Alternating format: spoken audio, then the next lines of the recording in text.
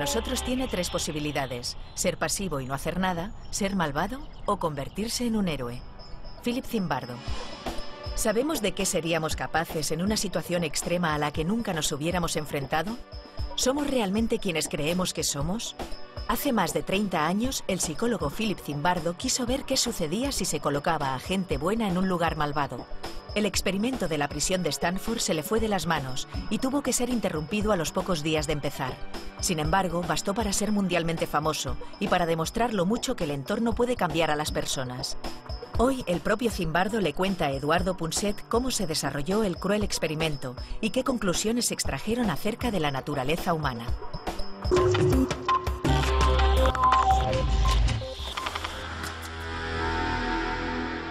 Philip Zimbardo es un psicólogo muy reconocido de la Universidad de Stanford y hace más de 30 años se hizo famoso por un experimento, bueno, un experimento muy raro. Era un experimento en el que intentaba medir la influencia del entorno, del ambiente, sobre el carácter interno de una persona, sobre la conducta.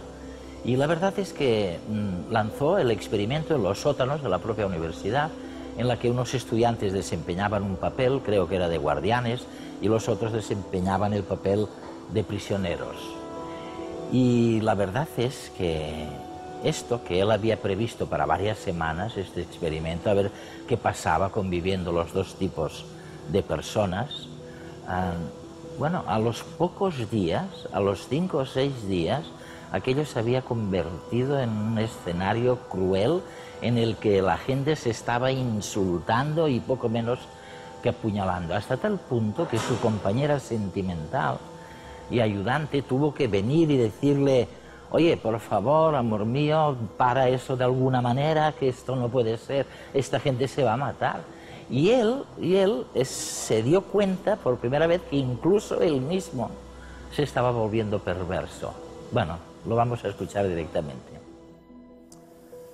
Philip, te hiciste célebre en todo el mundo con algo llamado el experimento de la cárcel de Stanford. Sí. Y realmente lo que hiciste es que señalabas al entorno, a la situación en la que uno vive, a la hora de juzgar la conducta de las personas. Esto es, ¿no? Me gustaría que nos explicaras detalladamente por qué decidiste realizar ese experimento tan duro y cuáles son las diferencias con un experimento previo, parecido, el experimento de Milgram que llaman, que se realizó o se había realizado en la década de los 60. Durante siglos se ha intentado descubrir lo que vuelve malas a las personas. Se lo han preguntado filósofos, poetas, dramaturgos, y han llegado a muchas respuestas distintas. Muchos quieren creer que las personas nacen buenas o malas, que personas como nosotros estamos en la parte buena de la línea divisoria, mientras que ellos, los malos, están al otro lado. Yo me crié en la pobreza. Crecí en un gueto de Nueva York que se llama South Bronx, en el seno de una familia siciliana. Si eres pobre en una ciudad de cualquier parte del mundo, el mal está por todas partes. Y también el fracaso. Tu padre no trabaja, la hermana de tu amigo es prostituta, un conocido está enganchado a las drogas. No quieres creer que esté en los genes. Prefieres pensar que si la situación cambiara, las cosas mejorarían. En cambio, si te crías en un entorno rico, te rodea el éxito. Y te dices a ti mismo: está en mis genes, se lo transmitiré a mis hijos. Desde pequeño siempre creí en el poder de la situación para moldear a las personas, para bien o para mal. Mi experimento es como una tragedia griega. ¿Qué pasa si pones a buenas personas en un lugar malvado? Las buenas personas dominan y cambian la maldad del lugar, o bien el mal lugar corrompe incluso a los buenos. El experimento de Milgram, que precedió al mío, tenía que ver con el poder de la situación, pero con una autoridad fuerte que presionaba a alguien para que hiciera daño a otra persona. Me gustaría que recordáramos a nuestros telespectadores cuál era la esencia del experimento de Milgram. Sí, cierto. En el experimento de Milgram participó una cifra muy importante de personas, unas 1000, en los Estados Unidos, con edades comprendidas entre los 20 y los 50 años. No eran estudiantes sino ciudadanos corrientes, mayoritariamente hombres. Para resumir, el experimentador les decía a los participantes: queremos ayudar a mejorar la memoria de la gente. Lo haremos del siguiente modo: tú serás el profesor y él el aprendiz, y cuando haga algo bien, perfecto, pero cuando se equivoque, le aplicarás descargas eléctricas porque queremos ver si así mejora el aprendizaje. Todo arrancaba con una buena ideología, que la ciencia quería ayudar a mejorar la memoria, así que los participantes creían que hacían algo bueno. Había un aparato con interruptores para activar las descargas y la primera que supuestamente se aplicaba, porque el aprendiz era un actor en realidad, era de 15 voltios. A partir de ahí cada incremento era de 15 voltios, 15, 30, 45, pero de repente, al llegar a 100, el actor empezaba a gritar desde la otra habitación: lo dejo, no puedo más. Si el participante era bueno, se giraba hacia el experimentador y le decía: señor, ¿quién será el responsable si le pasa algo? La respuesta era: yo me responsabilizo, soy el experto, tú tienes que continuar. Y ahora eran 100, 200 voltios. Madre mía. El otro gritaba, gritaba, y así hasta los 450 voltios, el máximo. Suficiente para matar a alguien, ¿eh? Bueno, por lo menos para dejarle inconsciente. Al llegar a 375 se oía un grito y luego silencio. Y el participante decía: señor, algo va mal. Pero se le respondía: tienes que continuar. Milgram preguntó a 40 psiquiatras qué porcentaje de ciudadanos estadounidenses creían que llegarían a aplicar 450 voltios. Su respuesta fue que el 1%, solamente los sádicos. Sin embargo, se equivocaron. 2 de cada 3 personas llegaron hasta el final.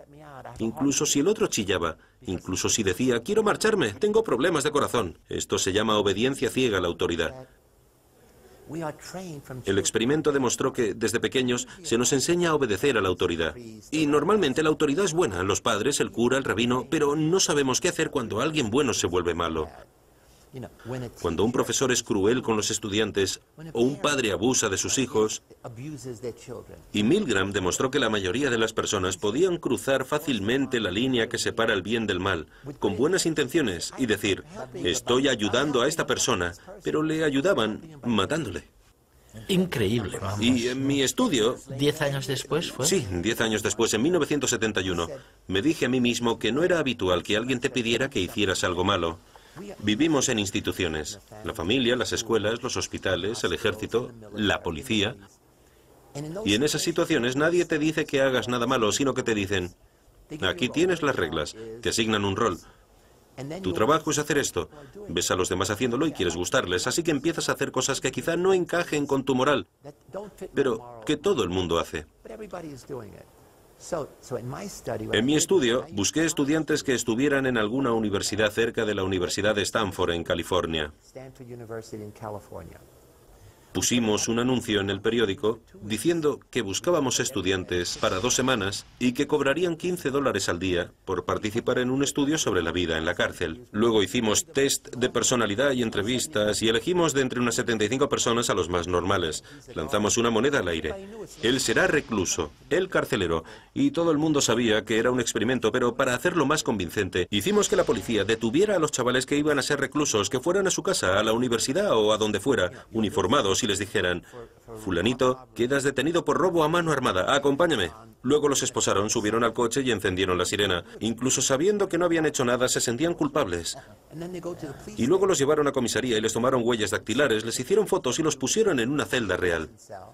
Lo que queríamos era que las autoridades se encargaran de privarlos de libertad. A continuación, los policías les vendaron los ojos y nosotros los subimos a un coche y los trasladamos a nuestra cárcel.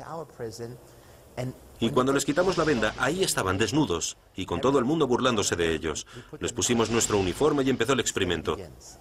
Los guardias habían llegado el día antes porque queríamos que sintieran que era su cárcel. Les dimos bonitos uniformes, porras, silbatos, esposas y también gafas de sol reflectantes para que nadie pudiera verles los ojos. Queríamos que los carceleros fueran anónimos y que todos tuvieran el mismo aspecto. El primer día creíamos que no pasaba nada, porque los guardias eran buenas personas. Era 1971, eran hippies, activistas de los derechos civiles. Cuando llegaron y les preguntamos si querían ser carceleros o reclusos, nos dijeron: no quiero ser guardia, no voy a la universidad para serlo. Algunos incluso dijeron que los policías y guardias eran todos unos cerdos.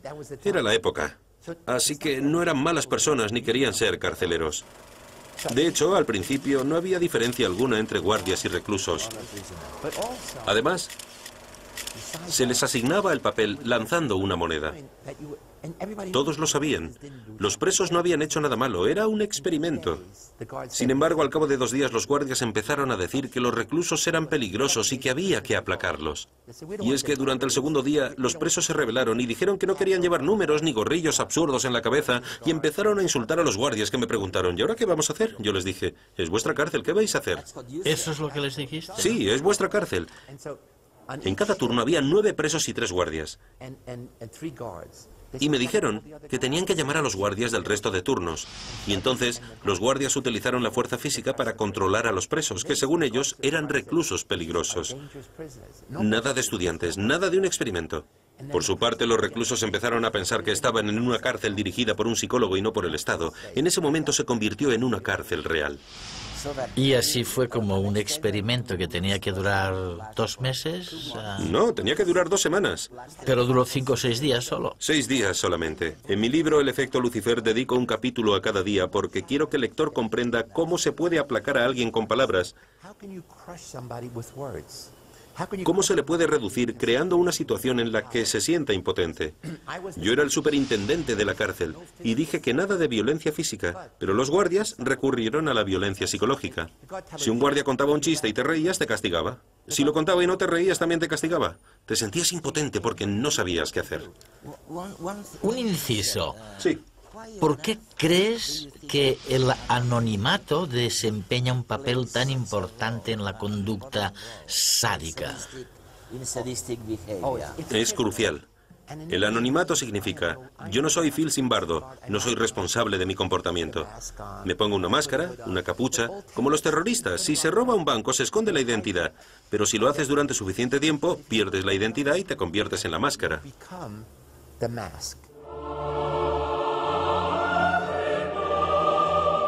Si ni Lucifer, el ángel favorito de Dios, pudo evitar caer en las garras del mal, ¿qué será de nosotros, simples mortales? Es inquietante que a veces personas normales, de naturaleza buena, se transformen en verdaderos demonios, capaces de infligir las más horripilantes torturas y muertes a sus congéneres. La semilla del mal se desarrolla a nivel psicológico cada vez que asumimos, sin sopesarlo, una autoridad abusiva, cuando caemos en el beneplácito de la pasividad ante la injusticia y la violencia, o cuando agredimos a otro para ser aceptados en un grupo. En cualquier caza de brujas, caemos en esos horribles extremos al deshumanizar al otro, al de otra raza, otra religión, al de otro sexo, al diferente. Los prejuicios sobre los demás están llenos de términos abusivos y denigrantes.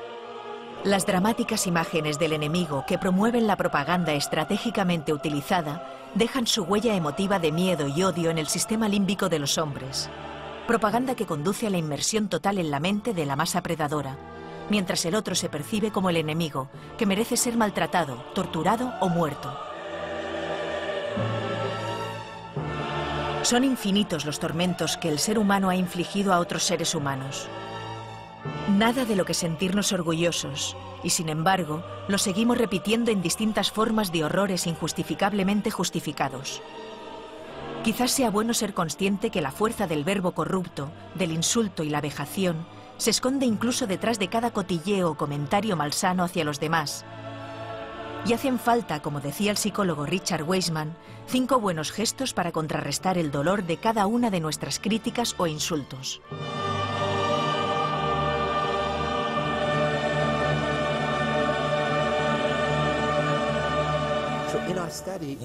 En nuestro estudio, cada turno de guardias era peor que el anterior.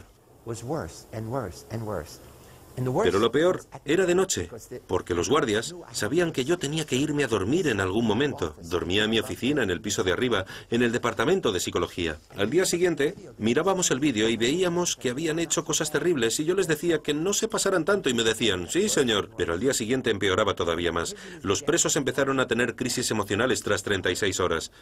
Cada día un recluso distinto se venía abajo y teníamos que llevárnoslo al médico. Las crisis tenían una duración limitada porque cuando los sacábamos de la situación y les quitábamos el uniforme volvían a la normalidad. Al final del estudio dedicamos un día entero a hacer balance. Nos reunimos con los reclusos y luego con los guardias y finalmente todos juntos. Les dije, todos hemos hecho cosas malas, yo incluido, porque yo me había convertido en el superintendente, no en el psicólogo. Había visto cosas terribles, las había permitido y terminé el estudio tras 6 días. Pero el verdadero motivo por el que lo acabé es que a mitad del experimento quise que algunos psicólogos que no conocían el estudio entrevistaran a todos los participantes. A mí, a los estudiantes, a los presos, a los guardias. Y una de las personas que vino fue una mujer que había sido mi alumna. Había obtenido el doctorado en Stanford y estaba a punto de ser profesora en Berkeley. Y yo justo había empezado a salir con ella. Llegó y le dije, mira esto, aquí es interesante. Pero se le llenaron los ojos de lágrimas y me dijo, ¿pero cómo se os ocurre? Vio a los guardias ponerles a los presos una bolsa en la cabeza, encadenarles los pies y forzarlos a andar agarrados del hombro entre insultos y empujones. Porque eran las 10 de la noche y era el último momento en que se les permitía ir al servicio. Los guardias lo utilizaban como una oportunidad para abusar de los presos. Yo lo veía y anotaba en la lista. Es el turno de ir al servicio de las 10. Para mí no era más que un control rutinario. Ella lo vio y se fue corriendo. Y yo fui tras ella y le dije, ¿pero qué te pasa? Es la naturaleza humana. Y ella te dio la culpa. Entonces me dijo, es terrible lo que les estáis haciendo a estos chavales. No son reclusos, son chiquillos y tú eres el responsable. Yo le dije, ¿pero a ti qué te pasa? Menuda psicóloga estás hecha, eres demasiado blanda. Y ella respondió, espera un momento, creo que no quiero continuar mi relación contigo si este es tu verdadero yo. Creía que eras cariñoso y bondadoso, pero no sé quién eres.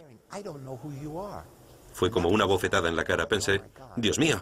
Ahí fue cuando dije, se acabó.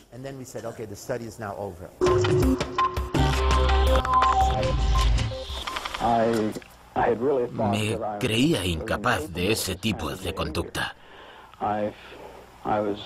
Y me sorprendió. No, más bien me consternó descubrir que podía ser así. Que podía actuar de una manera tan absolutamente opuesta a cualquier cosa que jamás habría soñado hacer. Pero mientras lo hacía, no sentía ningún arrepentimiento. No sentía culpa alguna. No fue hasta después, cuando empecé a reflexionar sobre lo que había hecho, que empecé a caer en la cuenta de todo, de mi conducta. Y entendí que era una parte de mí de la que no me había dado cuenta antes. Empecé a sentir que estaba perdiendo mi identidad, que la persona a la que llamaba Clay, la persona que me había llevado a ese lugar, que se había presentado como voluntario para entrar en esta cárcel, se alejaba de mí. Quedaba muy lejos, hasta que finalmente dejé de ser yo y me convertí en el 416. Llegué a ser realmente mi número y el 416 tendría que decidir qué hacer. Te pones un uniforme y te dan un papel, un trabajo. Tu trabajo es mantener a una serie de personas a raya y, por supuesto, no eres la misma persona que si llevaras ropa de paisano y tuvieras otro papel. Te conviertes en otra persona cuando te pones el uniforme caqui y las gafas. Agarras la porra y representas tu papel. Me duele. Y me refiero a que escucharte me hace daño ahora. Me duele. ¿Cómo es eso? ¿Qué es lo que te duele ahora? ¿Simplemente el hecho de que la gente puede ser así? Pues sí. Me fuerza a constatar algo que nunca había experimentado en primera persona. Ya. He leído sobre ello, he leído mucho sobre ello, pero nunca lo había experimentado en primera persona. Jamás había visto a alguien volverse así. Y sé que eres un buen tipo. ¿Sabes? No, no lo sabes. Sí que lo sé. Sé que eres un buen tipo. Entonces me odias. No creo que porque sepa en lo que puedes llegar a convertirte, sepa lo que estás dispuesto a hacer. Si dices, hombre, no voy a hacer daño a nadie, es una situación temporal, se acabará en 2 semanas. Si hubieras estado en mi lugar, ¿qué habrías hecho? No lo sé. No sé lo que habría hecho. Habrías... Eso sí, no creo que llegara a ser tan inventivo como tú. Dices... No creo que aplicara tanta imaginación a lo que estuviera haciendo. ¿Entiendes? Sí, lo entiendo. Creo que habría sido un guardia, pero no creo que pudiera conseguir semejante obra maestra. Ahora mismo, en esta cárcel, soy uno de los psicólogos en plantilla. Ha sido mi trabajo durante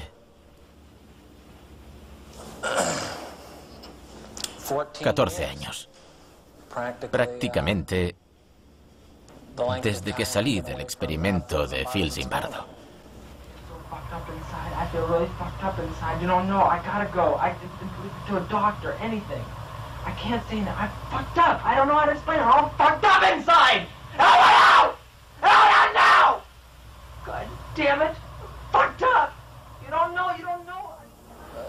Fue una experiencia única. Nunca en mi vida he gritado tan fuerte. Jamás me he sentido tan destrozado. Experimenté lo que es estar fuera de control, tanto respecto a la situación como respecto a mis sentimientos. Tal vez siempre había tenido dificultades con la noción de perder el control. Quería entenderme a mí mismo. Por eso estudié psicología, para que el inconsciente no me controlara como lo hizo durante todo el experimento, durante toda la situación. Estaba confundido, no sabía cuál era mi papel. Y por eso pensé que si me dedicaba a la psicología, aprendería qué es lo que mueve a las personas. Lograría no tenerle tanto miedo al inconsciente. Todo el mundo puede ser guardia. Pero resulta más difícil mantenerse en guardia contra el impulso de ser sádico. Porque es como una furia contenida, una maldad que se puede reprimir, pero que no tiene a dónde ir. Saldrá por algún lado, tangencialmente, de un modo sádico o como sea. Creo que se puede tener más control como recluso, tal vez porque esta es mi experiencia. Todo el mundo necesita experimentar lo que es sentirse preso. Creo que si volviera al experimento ahora, no estaría ni de lejos tan confundido. Sería capaz de hacer muchas cosas de otro modo y no me sentiría tan inseguro sobre qué hacer, porque entendería mucho más cuáles son mis opciones.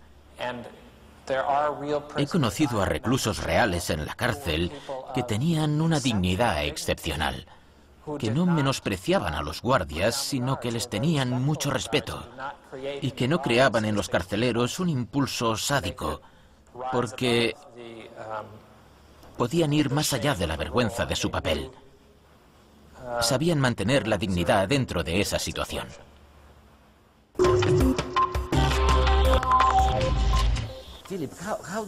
Philip, ¿cómo relacionas todo eso con el antiguo debate sobre la naturaleza humana?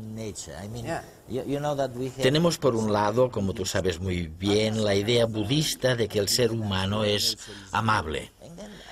Pero por otro lado está la idea occidental de que somos agresivos y nuestra naturaleza es mala. Creo que es un debate artificial. Creo que las personas nacen con la capacidad de ser buenas o malas, afectuosas o indiferentes, creativas o destructivas, que la misma mente empuja a unos a convertirse en villanos y a otros en héroes. Pero es la misma mente, porque por lo general, para ser un héroe hay que tener un mal contra el que luchar. Debe haber destrucción. De modo que la misma situación que hace que alguien cometa actos terribles hace que otra persona sea un héroe. No sabemos por qué exactamente. Hay muchos estudios sobre el mal, pero pocos sobre el heroísmo. Es fantástico, ¿no? Porque, veamos, tanto en el caso del héroe como en el del criminal, ¿quién es responsable? ¿La propia persona? ¿La institución? ¿El sistema? ¿Qué opinas tú? ¿Quién tiene la culpa de todo eso? Me parece un tema fascinante. En el Holocausto teníamos a los nazis que asesinaron a millones de judíos, gitanos, homosexuales. Pero en todos los países del mundo, bueno, en los países en los que estuvieron los nazis, hubo personas que ayudaron a los judíos, que arriesgaron sus vidas, y eran personas corrientes. ¿Y cuál es la diferencia entre las personas que cometieron actos atroces y los que hicieron cosas buenas? ¿Podríamos intercambiarlos? No lo sabemos, es como un experimento humano. Lo que intento entender es si como sociedad podemos crear maneras nuevas de educar a los niños para empujarlos en una dirección en la que piensen que son héroes a la espera. Un héroe puede ser la madre de alguien. Un héroe es alguien que ayuda a los niños de África cada día y hace de eso su trabajo. Así que hay que ensalzar a los héroes normales y corrientes. De hecho, quiero crear una enciclopedia de héroes en Internet, en la red, como la Wikipedia. Y ya he empezado. Tengo unos 1000 perfiles con fotografías e historias. Quiero animar a la gente de todo el mundo a que diga, he aquí mi héroe. A que nos mande información. Queremos tener todos los héroes históricos, los famosos como Aquiles y Agamenón, pero también los héroes más corrientes. Que alguien nos diga, ahora os contaré por qué mi madre es una heroína, y nos envíe la historia, para tener en un lugar disponible a toda la gente del mundo esta enciclopedia de héroes. Hay que inspirar a los jóvenes para que dejen de ser tan egocéntricos. En Estados Unidos tenemos toda una cultura del yo. Ya lo decía esa canción de Frank Sinatra, tengo que ser yo. Pues no, los héroes dicen, tengo que ser nosotros. Hay que empezar a pensar cada día qué se puede hacer para hacer sentir especiales a los demás. Decir un cumplido, hacer un pequeño favor. Mientras esperas para convertirte en un gran héroe, debes preguntarte, ¿qué puedo hacer cada día para ser un héroe pequeño?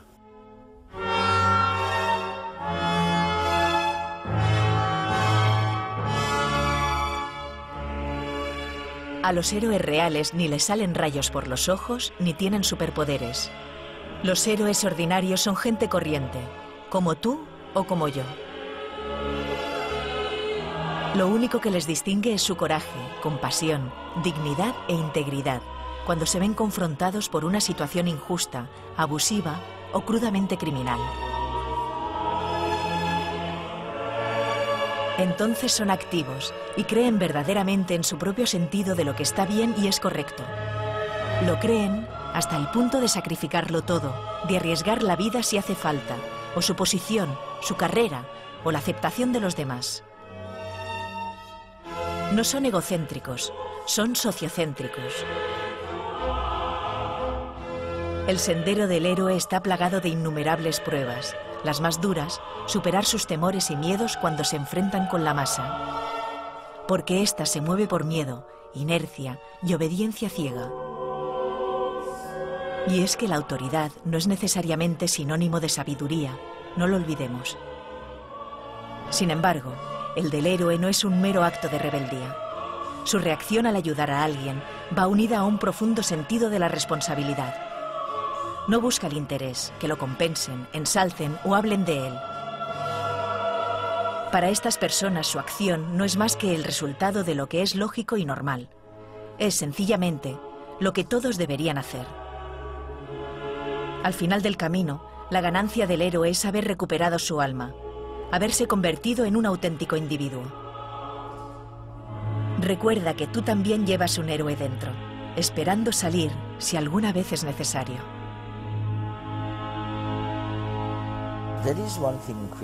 Hay otra cosa muy interesante, y es, tú has investigado sobre la influencia del tiempo. Ah, sí. Del tiempo en la conducta. Y mientras hablabas estaba pensando, bueno, cuándo se es bueno o malo según el tiempo. Me alegro de que me lo digas, Eduardo. He estudiado la psicología del tiempo durante 30 años. Nuevamente, teniendo en cuenta mis orígenes, debo decir que cuando se es pobre, todo el mundo vive en el presente o en el pasado, no en el futuro. La manera de volverte rico y llegar a la clase media es mediante una educación que te centre en el futuro. Si estás orientado al futuro, antes de tomar una decisión, sopesas cuáles son los costes y cuáles son los beneficios. Si los costes son grandes, no lo haces. Si los beneficios son grandes, sí que lo haces, por supuesto. Básicamente, lo que hemos hecho es crear una escala para medir las distintas zonas temporales de la gente respecto al pasado, presente y futuro. Se puede pensar en el pasado de dos maneras. Pensar en todas las cosas malas, los abusos, los rechazos, o pensar solamente en las cosas buenas. Se puede vivir en el presente disfrutando del momento y ser feliz, pero si lo haces en exceso, te puedes volver adicto a todo. Si eres pobre, puedes convertirte en un fatalista del presente. Nada de lo que haga va a cambiar las cosas. Entonces no planearás nada, porque tener planes o no tenerlos no cambia nada. Lo que hemos demostrado es que estas zonas temporales distintas tienen una gran influencia sobre nosotros, sobre la gente con la que nos asociamos, el tipo de trabajo que buscamos, las probabilidades de meternos en líos y cometer delitos. Y conecta con el mal porque si solamente te centras en el presente, nunca piensas en lo que puede pasar si engañas, hurtas, robas o practicas sexo no seguro, porque nunca piensas en el futuro. El mal consiste en personas que se quedan atrapadas en el presente y nunca piensan en el futuro. Nunca piensan. Si violan a una mujer porque quieren sexo, ¿qué es lo que pasará con esta mujer durante el resto de su vida? Nunca piensan en la mujer en el tiempo, solamente en su propio placer aquí y ahora. Me planteo entonces cómo podemos empezar a entrenar a las personas para que tengan una perspectiva temporal equilibrada, que no se centre excesivamente en el futuro porque entonces te vuelves adicto al trabajo. Claro. Que no sea negativo sobre el pasado, sino positivo, porque lo positivo del pasado son tus raíces, tu familia, tu cultura en el tiempo, tu identidad. También hay que tener un poco de hedonismo del presente en momentos seleccionados. Al acabar el trabajo, date una recompensa. Este es el equilibrio temporal ideal.